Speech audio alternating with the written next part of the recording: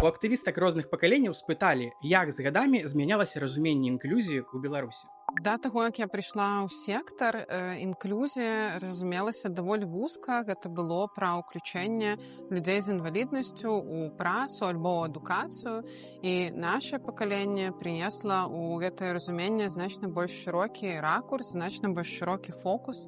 Мы сталі пакрысе ўключаць новыя групы.